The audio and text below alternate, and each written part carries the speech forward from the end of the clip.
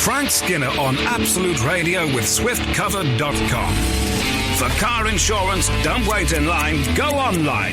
Get a life. Get Swift Covered. Absolute Radio. It's the podcast of Frank Skinner Absolute Radio thingy with Emily and Gareth, as always. Hello. And a special guest today, Sandy Mason is here. Hello. Are we doing Fantastic. In case you're thinking, I don't know who that is, it's my girlfriend's mom.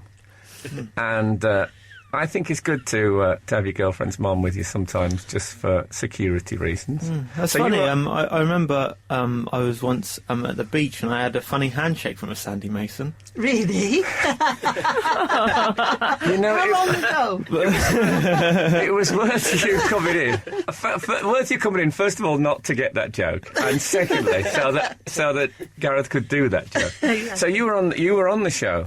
Yes. Did you have a nice time? I absolutely loved it. Because absolutely loved it is a good way of Exactly. saying it. Now you're a regular listener. And watcher. Yeah. Oh yeah. You're I watch. watch That sounds us- a bit creepy. Because we're webcammed, which I always forget when I think of some of the vile gestures that I make on air. So actually seeing it now, and rather than just actually being in the studio, what did you learn? Would you say today? How much is involved? I think it's fascinating. And the communication between all of you is wonderful. Yeah, Absolutely that's the microphone. Really happy. Really happy and wonderful time. 2 hours went by like 2 minutes.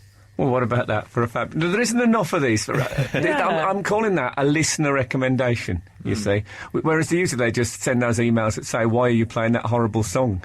So it's been lovely having you in, Sandy. And now you'll be on this podcast forever. You've been immortalised. You told me it wouldn't be recorded. Oh, this is being recorded. All right, okay. Yeah, don't worry about it. They all say that. Let's have the podcast. Absolute. This is Frank Skinner on Absolute Radio. I'm with Emily and I'm with Gareth, who's pointing at his headphones and panicking. Can't you hear me, Gareth? I can hear you can hear perfectly me. I now. thought you was bluffing. And we've also got Sandy Mason is in the studio. Hey, Sandy. Now, some of you at home might be thinking, oh, well, I'm pretty au fait on celebrities and stuff. I don't know Sandy Mason. Sandy Mason is my girlfriend's mom. But she's here today. And she's the first person in the studio that's ever had a round of applause. Yes, because the guests never get one. Yeah. The guests proper. That's true. So, welcome, Sandy. Thank you very much, Frank. She's in the distance. We're not giving her a microphone, obviously. You never know, old people. They might say something very, very right-wing and get us into trouble. But basically, I've got her today because we can't leave her in on her own. So it's like when people take the dog to work. It's a bit like that. We've got a tray down and a bowl of water. Everything will be all right. So it's slightly awkward because when Sandy said, "Can I come into the studio?" I thought, "Oh, that'll be lovely," you know. Yeah. And then, just before, because Sandy's staying with us, aren't you, at the moment? When I say us, I live with Sandy's daughter. I'll be completely upfront about it. She knows. And just before we went to bed last night, Sandy's daughter, who's called Kath, and me had a big row. Oh, no. Yeah. What, And- are we allowed to ask what about? What happened was that I was on Have I Got News For You last night, right? Oh, I always row about that as well with my boyfriend. I was supposed to be lots of people texting in saying, oh, we have so many Have I Got News For You rows in our house. And anyway, I'd watched it, and Kath came in, she was out, and she said, oh, I got a text from someone about the show, and I got a bit excited, you know, as a bit of praise, and we all need encouragement. And she said, it's from Matt, and he says, saw Frank on Have I Got News For You, loved his outfit. Now, to a comedian, that is like a hard punch in the stomach. No. Don't you agree, Gareth? Yeah. You're a comic. I do. Obviously, no one's ever sent a text that said, saw Gareth loved his outfit. No, that's never happened. I think it's very difficult, whatever people say. Like, if people say to me, oh, I like that particular piece of material, I think, oh, well, what was wrong with the rest of it? Well, exactly. It's hard to Well, compliment we're a that very comedian, sensitive lot. So we had. Yeah. It wasn't a massive row. Well, it was So quite- was your argument with Kathy, bearing in mind that she didn't actually write the text, I'd like to point out here, was your argument with her that she shouldn't have raised it with you, she shouldn't have read it out to you? All I said was, you know, I thought that was a little bit insensitive. That was all I said. I said it. I said it in a slightly right. Perhaps we should get Sandy in for a neutral. No, we don't want to do that. Why cause more trouble? But and then Kath. I mean, I don't want to go into it. She really had a go at me for no reason, and so we had a big row. But I feel, well, I learned a little technique yesterday. I was watching Sky News, right? And do you know that thing about when Frank Lampard phoned into a radio station this week because a bloke had been criticising him about his relationship? And one of the things that was very unfortunate about this DJ having a go at Frank Lampard was it happened to be the anniversary of Frank Lampard's mum dying, which obviously he's going to be really upset on that day. But he was being interviewed by Kay Burley on Sky News, the DJ, and she said, yes, don't you think it was really insensitive to say on the anniversary of Frank Lampard's mum's death? And he said, well, of course, he said, but, you know, I don't have that date in my desk diary. He said, do you, Kay? And she said, I do, actually. And I thought, well, you don't, do you? And I thought, what a brilliant technique to just mid-argument, to just lie so blatantly that the other person is taken aback. Because what was brilliant, she said it with such confidence that the bloke thought, might she actually have that in her desk diary? Unless Heat magazine do diaries now, that, like, you know, you have like the Saints' days in, like, printed in the diary. You can get a Heat magazine diary that's just got all the celebrity dates you would ever want in for each day. But this was in Kay Burley's desk diary, so I think she lied. But anyway, I didn't have to lie last night. And, of course, we went off and we went to bed and made up, and it was all lovely. And I just want to make it clear that everything's fine with me and my girlfriend, who I love very much. However, if any of you have had... when I say any of you, I'm not just talking to Emily and Gareth now and Sandy Mason. I'm talking to the nation. About 17 of them. If any of you have had an argument about a weird thing, I don't normally have emails on my screen, but I can see them today. Frank, shut up and play some music is what I've got. My advice to you is listen to your CDs if you don't want to hear the presenter. I don't want to see the emails. Unless your CDs are audiobooks of Frank Skinner, in which case you'll also be disappointed. Well, I think if that person's got audiobooks, I want them back. I don't want them listened to by that kind of... that sort of negativity early in the show doesn't help anyone, does it? Over. Can't you reach the dial? So you can reach your email thing. It's much easier to just change that. Not that I suggested for 1 second you change from Absolute Radio. No, please don't turn over. Please don't turn over. We apologise. Okay, if you've had... if you want to text in what the worst thing you've ever had a row about, or the stupidest thing you've ever had a row about, not the worst thing. But I'm reassured by the fact that apparently in the UK, couples on average have 156 arguments a year. Wow. That's nothing. You're right, yeah, I was quite pleased. Oh, come on. Oh. When we... how long's it been since you were dating? Well, the last big argument I can remember that I had with a boyfriend that was really... I felt that question was evaded. You should have done it Kay Burley and said, yesterday. I'm going out with someone now. How are you? No, I can remember arguing with a boyfriend once about Brian from Big Brother, which is quite a weird thing to argue about. I mean, when I say it was proper slamming doors, didn't speak for about a week. Brian Dowling, the Irish from Big Brother. Yeah, okay. Because he hadn't heard of Neil Armstrong. And I just said, well, I don't think that's great, because his argument was, that Brian's argument, not my boyfriend at the time, was, well, I wasn't born then. And I hate people that say that. Yes, I agree with that. Yeah. That's people who've confused the word history with the word memory. Yeah. Yes, I mean, I know who Hitler was. I wasn't born then. Exactly. Yeah, that's how much research I've done on that. Yeah, it's mad that if anyone doesn't listen, because obviously if anyone doesn't listen, there's no point in talking to them. If anyone doesn't know who Neil Armstrong is, because they weren't born then, he's the first man on the moon. Exactly.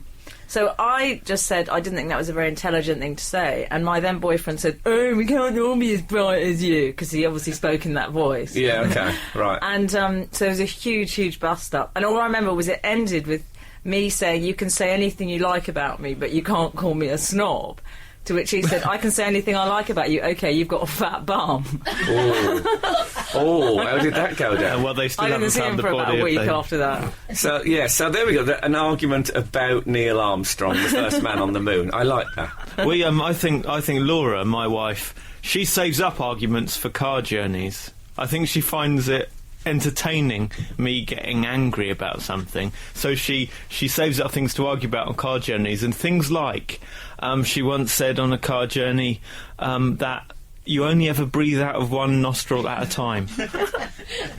When she says was that advice? Yeah. Or was you that... only ever breathe out one nostril at a time. No, it's a fact about people. Yeah, a made-up fact. That's not real. She reckons that human beings only ever breathe out of or in of one nostril at a time. It's funny you should say that, because when Chris Evans had that TV chat show on that was a Freudian slip on Sunday nights, I remember he had Billy Piper as his first guest, and he suddenly said, "Tell us one interesting fact," and that was what she said. So your wife, in fact, was ripping off Billy Piper. Absolute. We're asking people to text in and tell us what the stupidest thing is they've ever argued about.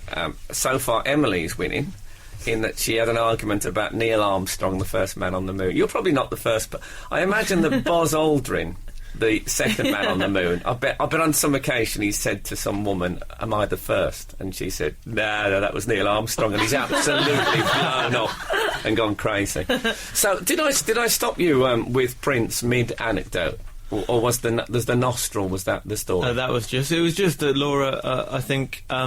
This was an example of her deliberately trying to start an argument by saying you breathe through one nostril. You're touchy. She doesn't really get annoyed by it because it's so clearly not true, but I get annoyed and she enjoys winding me up. But why do you get annoyed by that? It's an interesting piece of information about the human... It's not true, though. There is no way that you only breathe through one nostril at a time. And there's no way to prove that in a car. That's the problem about that. Unless you lie, like Kay Burley. Yes. I look in my diary. It says in my diary, definitely breathe through two nostrils at the same time. Yeah, well, of course, there's Joe Cole, who doesn't breathe through his nostrils at all. The Chelsea footballer just seems to breathe through his mouth. But he might have, he might have had an injury from heading the ball slightly off kilter. We've had a couple of emails already. They're food-related so far. Are they people saying, shut up and just play music and making a radio show? On topic. Karen from Newbury, my boyfriend and I had our first row after 6 months together over stuffing the turkey cavity at Xmas. Whole family got involved and took sides. I mean, I think sides that's... of the cavity? Yeah. I'll have the heart section. Involved in the argument. Oh, I really want to know more about that. I do. What was the disagreement, Kate from Newbury? Sounds quite shameless. I like the sound of that. I imagine it was kind of sage and onion, and someone said, "Oh, can I not have any onion in my stuffing?" And it was a long, elaborate thing with tweezers. That's how I'm seeing it going. Debbie, I had a row with my husband about an omelette. I said his was scrambled egg in a pan, not a proper one. This row went on for hours till I looked up in a cookbook. We were both right. His was an omelette, and I made a Spanish one, which was more fluffy. I always think it's a good argument if you have to look something up. I think that's great. Well, the internet has solved a lot of arguments, I think. The fact that we have a lot of facts at our fingertips nowadays. I think. But you'll be interested to know, Gareth, that not everyone's arguments are about facts, strange facts. They're about things that have happened to them personally. You're quite unusual in that you'd argue about whether one breathes through nostrils or not. Oh, no, I often do that in arguments. Look up, that AQA thing. That number you can text and it will give you the answer to everything and anything. Yes. There's many a time I've stood there going, let's just find out, shall we? And then I text the number and you wait. There's the terrible wait while the answer comes through. I had a big row with a woman once, and I said to her, our problem is we've only got one thing in common, me and you. We both are in love with you. And then she went to come back at that, and I said, no, hold on a minute, that was a good line. I actually stopped the argument to savour that point. I was doing a review of my own argument. Oh, dear. So, apparently, according to the internet, I'm going to be in the new Carry On film, which is called Carry On Bananas. Really? Yeah, well, no, I'm not. Oh. But I'm very happy for that lie to be out there. People say, I read something about me in the paper, it wasn't true. That does happen, but sometimes they're quite good lies, which I'm happy to let go. Like, I went to the premiere of Yes Man, the Jim Carrey movie, and in the Star the next day, it said that Jim Carrey had come over to me and said, I'm a massive fan of yours, let's go out partying. Wow. Well, I've never met or spoken to Jim Carrey in any way, but obviously I wasn't going to say, how dare you suggest that Jim Carrey is a big fan of mine. So I'm also laughing at the idea of you going out partying. Yeah, I imagine I'd be very... Yeah, I don't actually drink, and I don't know if he does that. He probably doesn't, does he, Jim No, Carrey? I suspect he's quite clean. So, yeah, it'd probably be quite a dull night out with Jim Carrey in some ways. But obviously, give me something to talk about on here. Absolute. We're asking people to text in. The first time we've really done any texting in, we're not very good at this. We're still learning how to do a radio show, and we want to know the stupidest thing you've ever had a row about. That's what we're asking. We've got a jingle, by the way. Can you believe it? Have we? Yeah. This is our first ever jingle on the show. Hold on, see what you think.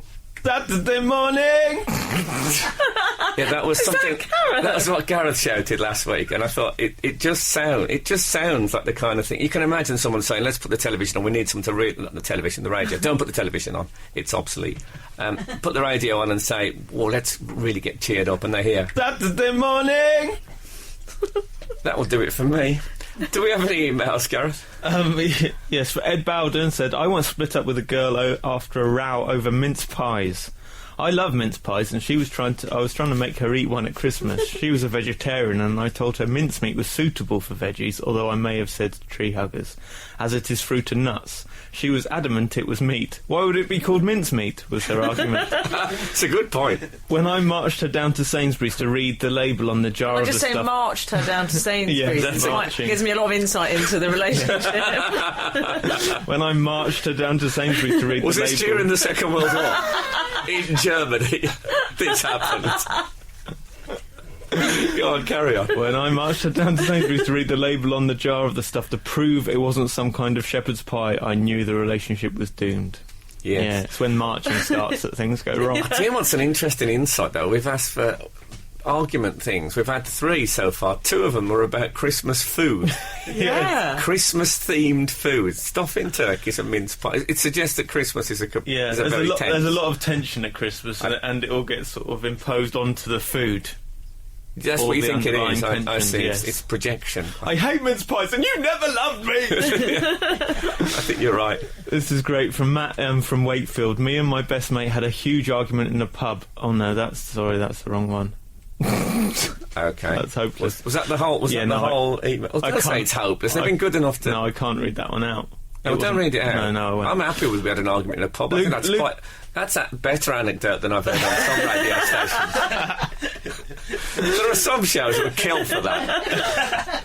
Luke and Dudley. That would be the trailer on some shows. Not here, obviously, but on other rival radio stations. Dear Frank, as a child, I had an argument with my best friend about who was more like the Beano character Roger the Dodger. One of us ended up in tears. Safe to say I won that one, Luke and Dudley. That's a beautiful story. How could you hope to actually prove that, though? I don't know, I just like the fact that Roger the Dodger summed up all they wanted to be as people, as children, and they're so passionate about that they were the one who was more like I wish it had ended, needless to say, I won. R.T. Dodger. Dudley. Absolute. I was apparently very well turned out, as I was saying on Have I Got News For You last night, and I'm not the only person to have a makeover this week.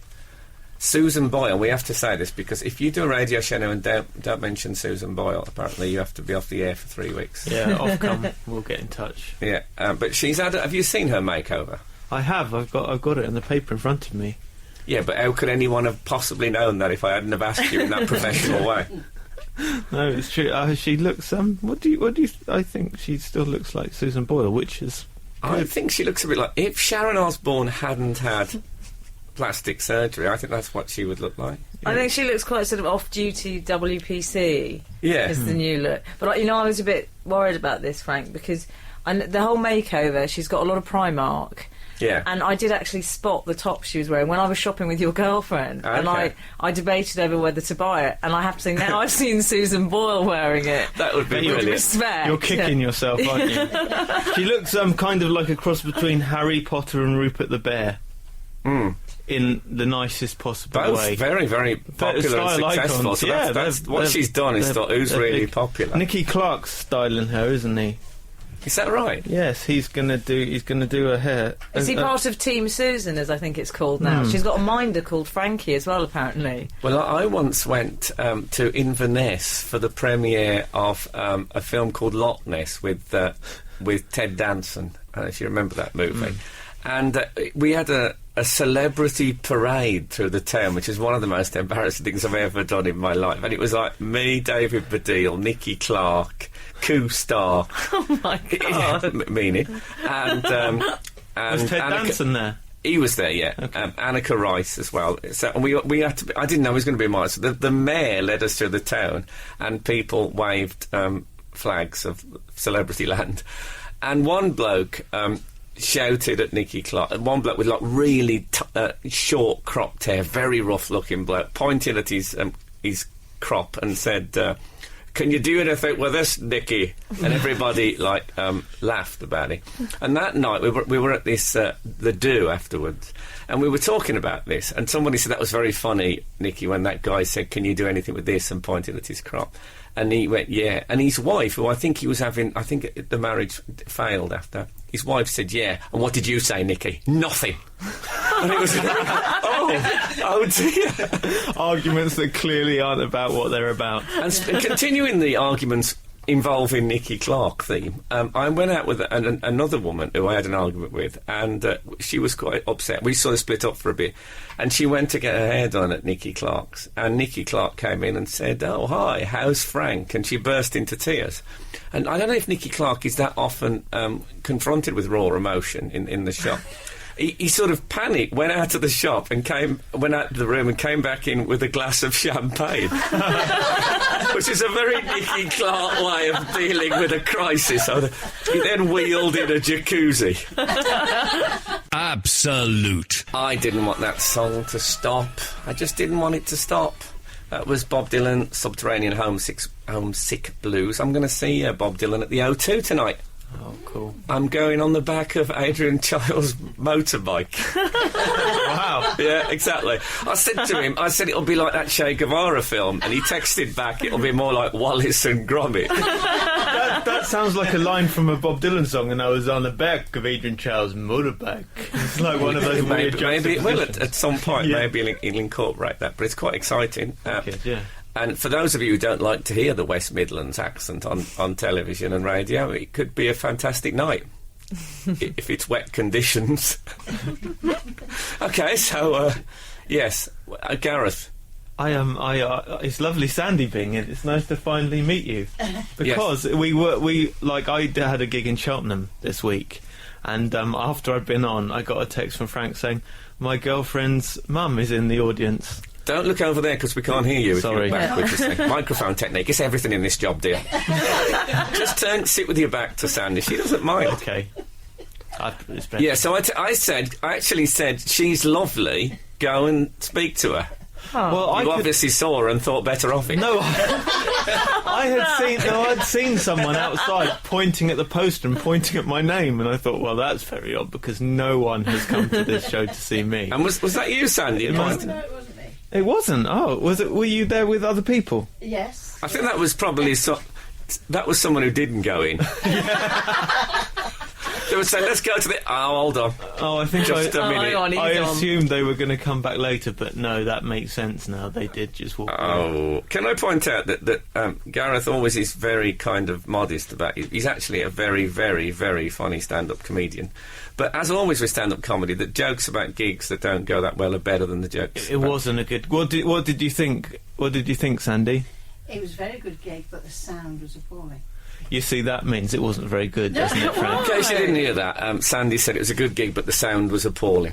That might have been a mixed blessing. I should remind you all, by the way, that Sandy Mason, in case you think we've kidnapped somebody as some sort of charity ruse, is Sandy Mason is my girlfriend's mom. It's kind of your mother-in-law, really. I call her my mother-in-law, Yeah. but it's not official. And can I make it clear that in the cause of my death, she won't automatically get any money.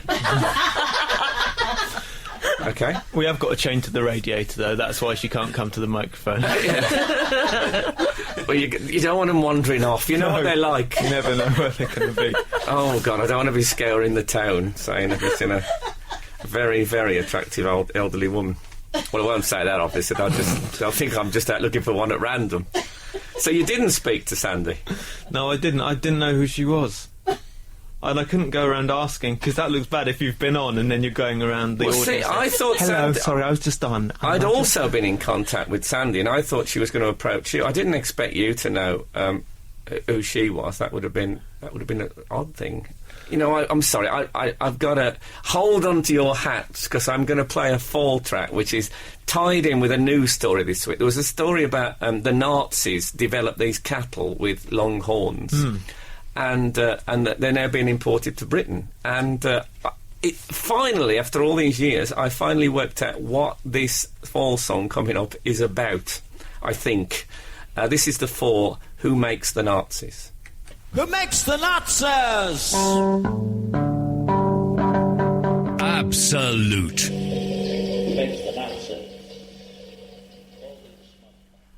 Oh, I'm so happy I've actually played the four Who Makes the Nazis at sort of, was it 5 to 9 on a Saturday morning? I feel I've changed the world. That's extraordinary, that song. There will never be another song as topical on a radio show. That story about the Nazi cattle only broke this week in the newspapers, and that song's been about for ages. That song can't be about anything else. No, it's about the Nazi developing cattle. Are the only lines in it, who made the Nazis? Who makes the Nazis? Who makes the Nazis? And Yes, that's a very Longhorn important- breed! Well, there's other lines, but I'd say they dominate. Yes. And someone smashed a milk bottle. There's at glass some stage. smashing, there's a kazoo at one point. There is a kazoo at and the end. there's cow noises as well. And then in that. someone just dropped something. We're going to set up a listener support helpline for people who are disturbed by the full songs that Frank plays during the show. Yes. So people can get some counselling and, you know, if anything... I think there'll be a lot of people who should go to Camden in North London tonight and see the fall. They're doing the Camden Crawl, and you'll find that it's a beautiful thing. Absolute. This is Frank Skinner on Absolute Radio with Emily and Gareth, and we've got Nick Hancock coming in. He's our guest today. Oh, brilliant. That's good. I like him. Oh, he's a very funny man, and a very dear friend of mine, might I add.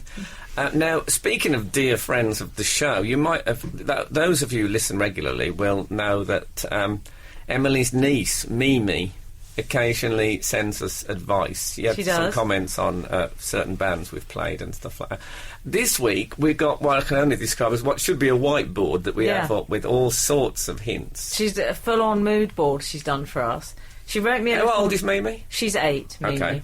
I hope that's right. I'm terrible trouble if it's not, but I think she's 8. She's done Mimi's ideas about the radio show. Okay. And she's done a picture of you, Frank, where you look a little bit like Adolf Hitler with a little tash. Yeah. And she's done Gareth I as don't well. have a problem with that. That's just I think she has a sense of the despotic control. Yeah. She's called you Radio Man Frank. Oh, okay. I'm liking it. Yeah. And she's done a list. So she suggested guests. And the suggested guests for the show are Zac Efron, Yeah. Will Young, Right. Mika. Okay. Quite a camp family we are. Yeah, that sounds like it. doesn't it? Children of an actress. And Dick and Dom and Obama and kids. Well, Obama's he comes in a bit left field. The president, amidst all these children's icons. I once discovered that I saw a picture of myself upside down, and my mouth upside down looks exactly like Will Young's mouth. Isn't that brilliant? The right way up. Yeah. Yeah, it is. If ever I needed to do an impression of him, like look into a letterbox, if I hung upside down, I could pretend. I could convince, I think, quite a close friend of Will Young that it was him. I'd have to adopt a slight lisp, but I could do that, I think. Yeah, any other advice? Yeah, we've got music, the Saturdays, the Sugar Babes and JLS. Okay. Nice to know JLS is still hanging on in there. Yeah, exactly. And we've also got subjects where she's called it talking. Yeah, well, that's what I call it. I don't know what you call it. Talking, she suggested moving schools.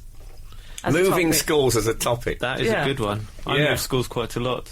Do you? Well, Well, you have the police come down there. Moving schools is a great topic, and one, strangely enough, we've never thought about. No. And it affects quite... I don't know, when I moved, I had to move... When I was 8, my dad said, you have to go to a Catholic school now, because I'm worried you're being contaminated by Anglicanism. So I went to a Catholic school, because I didn't know anyone there, and everyone spoke in Latin, which was another problem. And it used to be quite traumatic, and then I had to go to a different senior school, so I constantly moved to places where I knew no one. Whereas now I think kids go all the way through with the same mates, don't they? Yeah. I moved around quite a bit, and I did... and I got to the point where I quite liked it, and I would try to sort of recreate myself in the new school. Well, that's the great thing, of course, about a new start. You can be a different person. Kind of rebrand. But it's like being a spy. I love it. I remember on the Generation game when one week Bruce Forsyth was suddenly wearing a toupee that he hadn't worn before. And I thought, this is no good. Don't pretend we haven't noticed before. Yeah.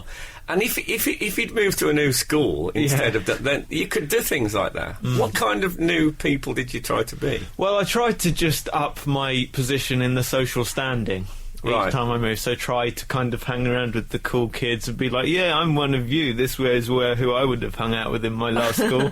But eventually I was kind of outed, and it just didn't work. Yes, I think that's always... In the end of the day, things will find their lateral level.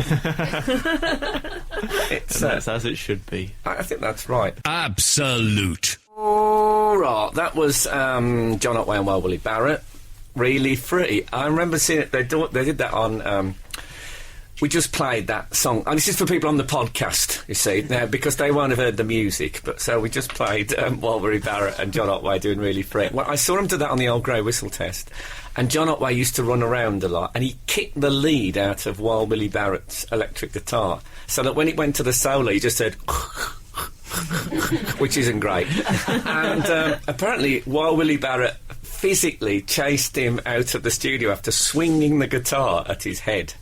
Which is brilliant. Nick Hancock is in the house. we're not a whooping. We have only one person ever got a whoop on here, and that's Sandy Mason in the corner. And she's my girlfriend's mum. She's very whoopable, I have to say. Right, she is, yeah. Very whippable. That's what it says here, but maybe that's a misprint. It should be whippable. So, did you actually... I tell you what's great is that Nick arrived and said, I love this song. I do love that people song. Don't normally like my choice of songs on the show. But we're of an age, I think that's probably I guess that is true. So, you were just telling me how they split up. Oh, no, they split up in 1978. It's a great thing that... This is John Otway and Wild Willie Barrett they were touring, and it was during the 1978 World Cup, and John Otway kept just before a gig going, I'm not going to do this gig because Holland are playing Italy. And he missed, like, 18 gigs. Just because he said, I forgot there's a game on. And obviously it cost them millions and millions of pounds, so they split up after that. I saw them, they did a festival, and there was all scaffolding around the stage, and John Otway started climbing on the scaffolding, quite spectacularly high stuff, holding up all the sound system. And he got on this one sort of parallel bar, and he swung from it, and he then realised he couldn't move. He was stuck. So he was there as long as his arms held his weight, and then he would have dropped about, like, 80 feet. So they had to get all roadies out to rescue it. It's a fabulously dramatic thing. I don't know if you get bands like that anymore. So, Nick, it's very good to have you on. It's lovely to be here. I haven't seen you since the West Brom-Stoke game about 2 weeks ago. No. Which you're safe now as a... We're just about safe. Stoke are just about safe, yeah. A couple more points. And if anyone is not interested in football, we're not going to talk about football at length. No. You're not safe though, Frank, are you? We're not safe. No. We are doomed. Actually, I would say. We're not mathematically gone, but no. I love all that portentous language that you use about football. It's really heavy-duty words for what is basically a pretty trivial pursuit, even though quite important to us. Yeah. Well, I'm not that bothered about relegation. I quite like the Championship. I'd rather win every week than lose every week, and it's easier to park. Yeah. But I love the way they... easier to get a pie as well. Yeah, everything's easier about that, especially the games. It's absolutely true. When we go up to the Premiership and you get in and the ground's full, everyone says, isn't it fantastic? You just think, no, who are all these people? Exactly. Where have they turned up from with their new scarves? Well, I used to feel like that when I was an alcoholic at Christmas time, when the pub was packed. I think, where were you at 5:30 on a Tuesday evening when I was in here getting drunk? My mate won't go out on New Year's Eve because he calls it Amateurs Night. I totally agree with that. So it's the. Are you plugging something, Nick? I'm not sure. No, I never. Plug. Even if I had something to plug, I wouldn't plug it. Would I be right in saying that you're doing this show because Stoke are playing at Fulham this afternoon? You're in London. We've had a boys' trip, and when I say boys' trip, it literally is a boys' trip. I was out last night with a 12-year-old, a 5-year-old, and an 8-year-old. So we've got. Where were you out? We went to Chinatown. And then I should have gone to Town. It's time, I said, boys. It's time. Chinatown and then Lazy Town. Yes. Wow, that's fabulous. Before we delve into Nick's mind, we're going to have some travel. I should warn you about that. This is quite long. You're supposed to say that on the radio. Oh, I don't know. Absolute. This is Frank Skinner on Absolute Radio with Emily and with Gareth, and most importantly with Nick Hancock. Most importantly, yeah. Yes, indeed. I've got to say, just listening to the travel just then, there's something I always feel guilty about. If you're listening to the travel, I don't know whether you do this or whether it's just me in that comedic way, but if you hear an accident, and no matter how appalling, how terrible it sounds, and how potentially worrying it is, if it is near you can't help but thinking, that's near where I live, that is. You always go, oh, I've got an auntie that lives there. And you always feel guilty about that. I think that with all news items, that if someone has been shot or something, I always have a look and think, oh, they're not too close. It's a sense of protecting my own. In case there's a ricochet. Do we have any, we're doing a thing, I don't know if you missed this, that we're doing a thing about the most ridiculous reasons for arguments. Oh, right.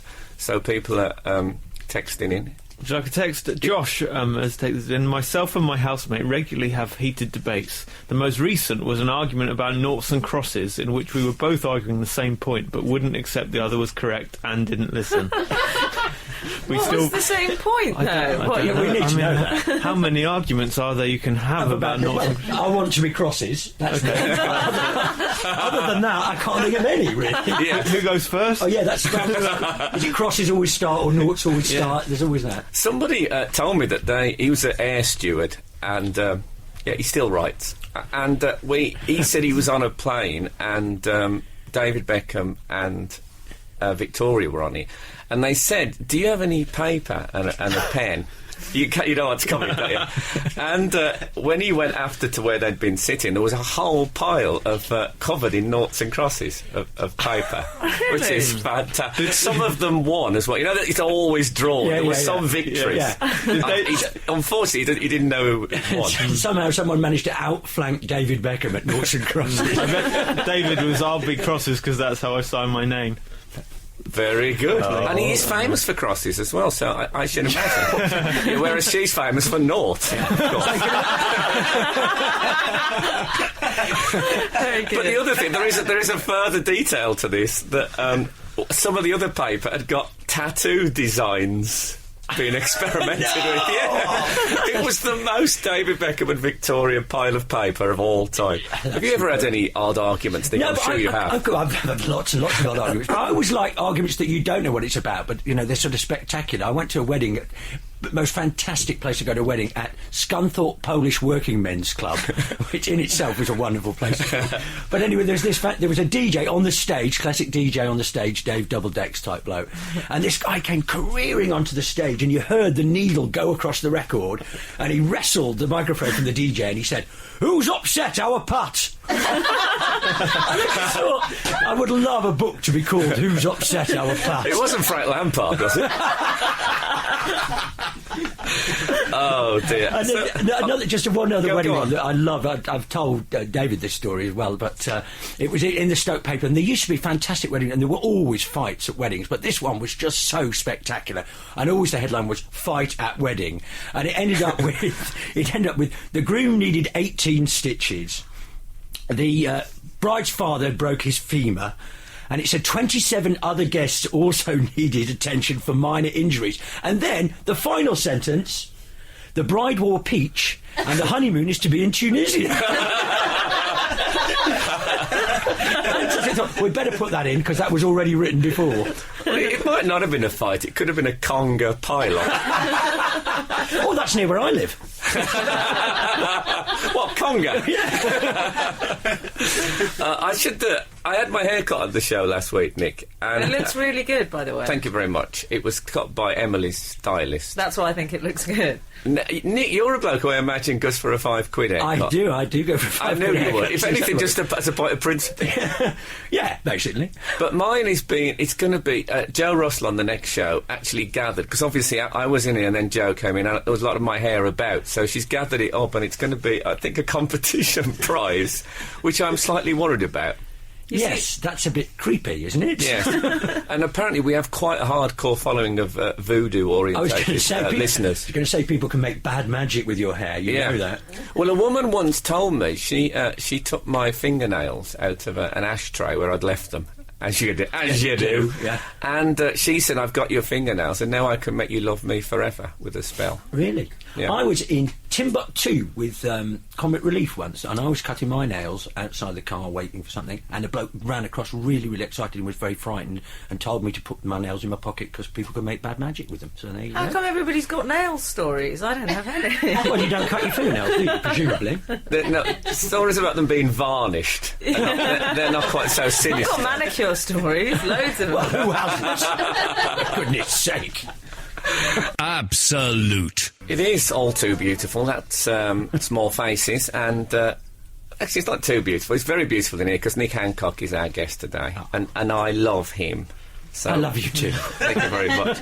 I love our producer Les. Because our producer Paul confessed, and honestly I was genuinely upset about this, that he was in Peru on holiday, and what did you do, Paul? You kicked a piece off a sacred monument and took it home as a souvenir. How big a piece are we talking about? A golf ball. A golf ball. You kicked a golf ball off a sacred...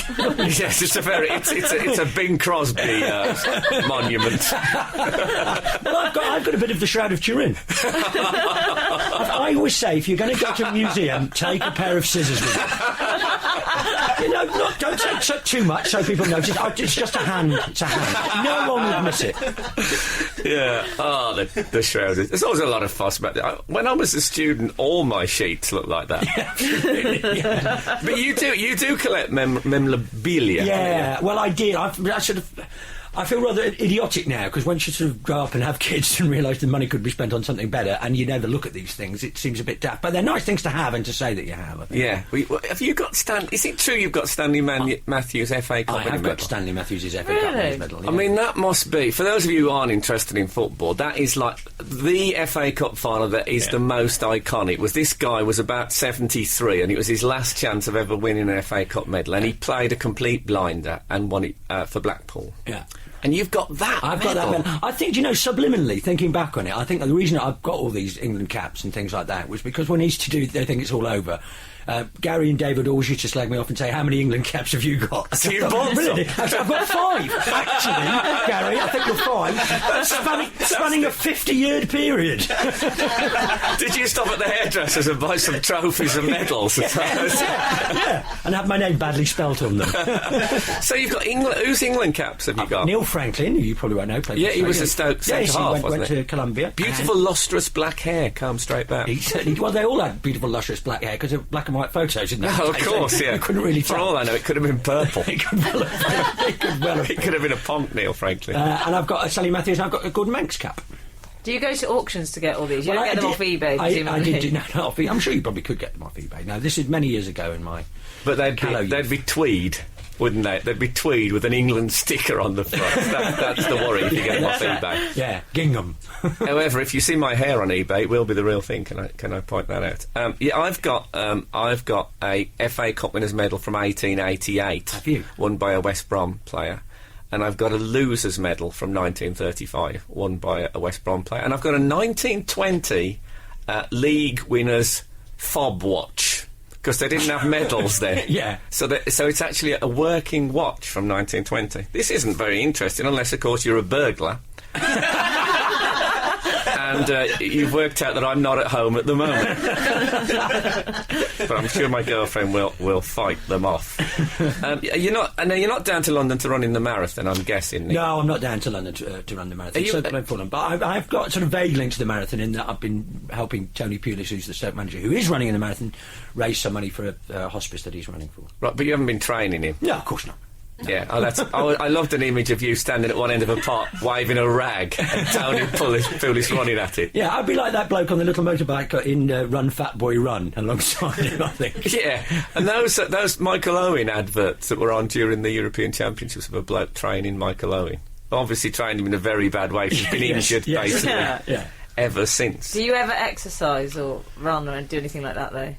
Maybe. No, I haven't. I used to play. Yeah, well, not very successfully, anyway. I used to play a lot of sport, but I haven't done for about 15 years. Sorry, is this a job interview? We're looking for a runner. Yeah. And I thought if we told you beforehand, you'd get nervous and self-conscious. We wouldn't get the best out of you. I've got dab on now, you see. That's what we do on this show. We talk about stuff. I feel we should talk. You've just finished. I like the idea of plugging something retrospectively. Yeah. You've just finished a cookery show. Yeah, I just finished a cookery show. I actually finished yesterday was the final, and the funny thing about it was there was like 30 shows, and we were working all the way through it, and it was sort of evolving as it went along. Would you say what it's called? It was called Taste the Nation, which means it was ill-conceived, really. But no, it was great. It was great fun. And they kept saying all the way through, they said, you've got to wait for the final. We're going to have 2 celebrity guests to judge it. You've got to wait. We're not going to tell you who it is. We're not going to... Building it up. And then the day before the final, they said, well, we're going to tell you who we've got in to judge the final. Are you ready for this? Ingrid Tarrant and Eddie the Eagle Edwards. Now, come on. Could you get a better combo than that? Oh, no. I don't know if you should be saying this about your own show. Who was Eddie looking? There was a reason for it, but anyway, yeah. Now, how was Eddie looking? Because we talked on the show the other week that Eddie's had plastic surgery to make him... To reduce the size of his chin. Has he? Well, we tied with the idea he'd actually meant to make him into an eagle. That he's had talons fitted and all that. In fact, very Ziggy Stardust. He's going to feature on Britain's Got Talons, and she's going to be on Britain's Got Tarrant. Oh my God! I've gone off into Pond Heaven. So was it fun to do, though, Nick? It was quite good fun, actually. Yeah, it was. And did you get to eat No, but because all the cameramen, they were all there. Every single cameraman and all the sound people, they're all there with forks in their pockets, waiting for them. Honestly, genuinely, they're straight in. It's incredible. They're gannets, they are. Forks hanging on their belts it's a tool. Yeah. Absolute. Nick Hancock is with us on the Frank... It's not really called the Frank Skinner Show. It's Frank Skinner on Absolute Radio, I think it's what it's called. And also Sandy Mason is in the room. In case you don't know, Sandy Mason is my girlfriend's mum. And it's always good to be nice to your girlfriend's mum. I think that can pay off in the long run. I find that now when we have rows that Sandy tends to take my side. Yeah. Because, she's staying in my flat, and if push comes to shove, they'd both have to go. I think you may have burnt a few boats there, Frank. I actually live on a boat. No, I don't. I have to say, I love doing this show, but this morning look, in a way, I'll be glad when it's over, because I saw Sir Steve Redgrave on the telly the other day, and he's promoting drinking 2 litres of water a day. It's supposed to be really good for you to do that. He said because your brain is 75% water or something. And so I thought, well, I'll drink that. But it's a bit of a strain on the bladder, I've got to tell you. I should have seen that coming in many ways. Yes. So I'm constantly... What spoilt it for me, Steve went on about, water and how marvellous it is and how we should drink more. And then he said something along the lines of, I've developed a sports drink that in a way is better than water. I'm not going to say what it was, it'll be plugging it. But, that's what he said. Yeah. So then he started talking about electrolytes and stuff like that, which you probably don't get. That's like, you remember those albums, the best punk album in the world ever? Yeah. And then they brought out another one, which was the best punk album in the world ever, too. Which, strictly speaking, is the second best punk album in the world ever. But not the best promo. No, well, I got respect for Steve Redgrave, obviously. Although I was on Michael Parkinson's show with Steve Redgrave once. The guest sits next to you. And he was talking about winning all those gold medals. And I said, the thing is with rowing, it's the kind of thing I want to discover later on CFAX rather than actually watch. And I got booed by the crowd. By Steve Redgrave. Well, no, Steve Redgrave said something like, well, I don't watch you very often. Oh, it was a tense moment, evidently. It was a tense moment, but I stuck my oar in. Oh, I'm terribly sorry, everyone, but it's Steve Redgrave. We'll never mention him again on the show unless he's involved in a major scandal, which I doubt. But isn't it, this water thing actually does interest me, because isn't it true? People were saying you have to take in this much water in a day, but everything you eat is 95% water. I'm surely that counts for something, doesn't it? Well, I eat mainly dried fish. Do you? Cuttlefish I eat. Yeah. There'll be a sort of genetic memory of water, albeit salt water. No, I eat dried freshwater fish. Just, Thank it's goodness a health for that. drive. They're in a keep net in salt. No, you're right. Well, I was talking, I went to a thing the other day and I kept saying, have you got some water and where's your toilet? And she said to me, you all right? And I told her about this thing. And she said, oh, well, you don't need to do that. You only need, like, an egg cup a day to supplement the water that's in the food, which can't be. That can't be true, can it? No. An egg cup a day of water. I mean, what kind of a health drive would that be? Yeah. So, Steve, what do you want to promote? Well, I want everyone to drink an egg cup of water a day. Yeah. Rubbish. And also, in that sort of intelligent design thing, you would have thought God would have been thinking about egg cups that early on, would you, if that was all that you needed to take in? Well, I don't know. What came first, the human being or the egg cup? That's true. It's a time-honoured philosophical debate. Well, I do notice it's the marathon tomorrow, of course, and they get a lot of water down them. They do. I did a 10k run once, and the bloke standing next to me before we set off, he ate 3 Mars bars. I mean, I'd never seen anyone eat 3 Mars bars out of the context of a competition before. And I said, whoa, and he said, that's what you got to do, you got to really build your carbs up. And I thought, oh God, I haven't got any Mars bars. I thought I'm gonna be like that cuttlefish I've got at home when I finish. And I'd say about 10 minutes later, I saw him throwing up at the side of the road. What I love about that story is how fantastically suggestible you are. A bloke eats 3 Mars bars and you're thinking, I've got no Mars bars! But I am like that, though, because in that context, I felt like I don't... These are proper runners. Yeah, you presume everybody knows a little bit more than you. Exactly, you always... I mean, when you came in here today, you probably saw me sitting at this desk and thought, Frank knows all about the art of radio. Yeah, you were very, very wrong. Did you... You were a big England fan, of course. We've met at many England football games and cricket games, in fact. Yeah. What's your feeling on the St George's Day thing, Nick? Because that's quite... I don't know. I think, again, being of a certain age and having watched England and a lot of football through the early 80s when there was lots of trouble and the flag of St George's always linked into all that stuff. But it wasn't, was it then? Wasn't it the Union Jack they used to wave at England games in those days? Well, I've got to think about flags in general, to tell you that. Okay. Which is why I can't do semaphore. I just won't have a flag in the house. I won't have one. A sort of flagophobia? Yeah, in a way, in a sense. Yeah. Oh, that is... I've never heard of that before. Well, I've just made it up. Okay. Well, you've unfurled it, is what you've done. That's enough now. Comedy's left the building. I think we're flagging at this point. You know something? I'm not sure we can top that one. Well, it's been a joy having you. Now, before you go, Nick, do you want to... You haven't plugged anything. Everybody plugs. Do you want to plug anything? Only if anybody wants to come and mow my lawn. That's the only thing I really need doing at the moment. You know, someone will probably email in and say, I'd love to do that. Okay. Well, they'll put them in touch with me. They honestly can. Yeah. Okay, maybe we can... Can they? Of course they can. We can send a live reporter out and have the sound of snipping and Nick saying, don't miss that bit in the I'm not going to get him to do it with scissors. We've got a lawnmower. Well, it's been great having you on, Nick. It's always lovely to see you. And not quite as exciting as having Sandy Mason on, of course, who's my girlfriend's mom. But... yeah, I've had enough of applauding in there. But, thank you. She'll expect it at home, you know that. Okay then, so that's the end. Thank you, and we'll see you all next week. Bye-bye. Barbecue season is here. With KFC's new Ultimate Barbecue Burger. Original recipe chicken. Crispy onions. And smoky barbecue sauce.